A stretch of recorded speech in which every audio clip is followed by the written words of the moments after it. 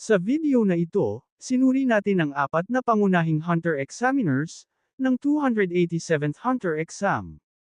Sina si Tots, Buhara, Menchie, at Lipo. Tinalakay natin ang dahilan kung bakit sila ang pinili ng Hunter Association.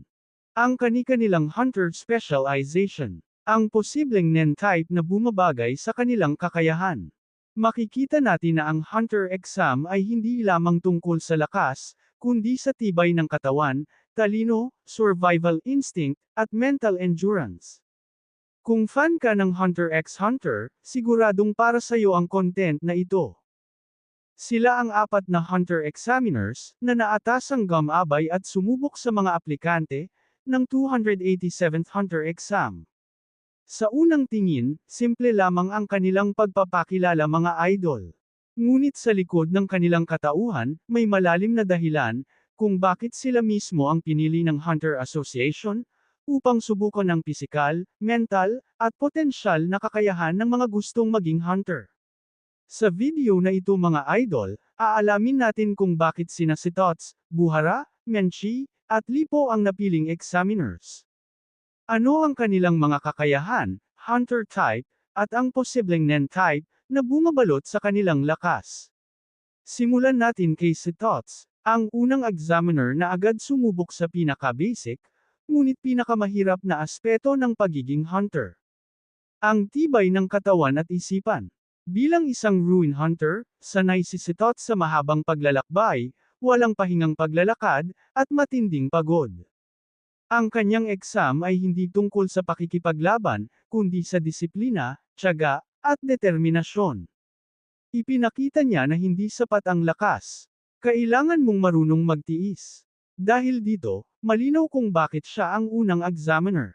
Siya ang nagsasala sa mga aplikanteng walang sapat na pundasyon. Sa Nen naman, posibleng isa siyang enhancer o emitter, dahil sa kanyang pambihirang stamina at mahusay na aura control, kahit sa matagal na paggalaw. Sumunod si Buhara, isang gourmet hunter, na madalas maliitin dahil sa kanyang tila tamad at gutom na personalidad. Ngunit huwag magpapalinlang mga idol. Ang kanyang exam ay tungkol sa survival at adaptability. Ang kakayahang mabuhay gamit lamang ang kaalaman, diskarte, at tamang pagdedesisyon. Pinili si Buhara bilang examiner dahil kinakatawan niya ang isang mahalagang aral ng pagiging hunter. Hindi palaging patas ang mundo, kaya kailangan mong umangkop. Sa Nen, mataas ang tsansang siya ay isang enhancer dahil sa kanyang napakalakas na pisikal na lakas at resistensya, mga katangiang mahalaga sa isang survival-based lifestyle.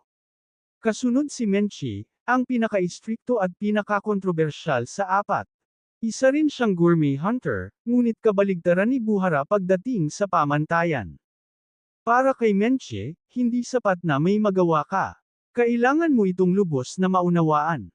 Pinili siya bilang examiner dahil ang Hunter Association ay hindi lang naghahanap ng malalakas, kundi ng mga may talino, kaalaman, disiplina, at respeto sa kanilang larangan. Sa Nen, posibleng siya ay isang conjurer o manipulator, dahil sa kanyang precision, focus, at istriktong kontrol. Mga katangiang akma sa isang taong mataas ang pamantayan, sa bawat detalye. At panghuli, si Lipo, ang examiner na nagdala ng psychological warfare, sa Hunter Exam. Bilang isang veteranong hunter at proctor, eksperto siya sa mind games, at mental endurance. Ang kanyang exam ay hindi lang tungkol sa tapang, kundi sa kakayahang mag-isip ng malinaw, sa ilalim ng matinding pressure. Pinili siya bilang examiner, dahil kinakatawan niya ang isang mahalagang katotohanan.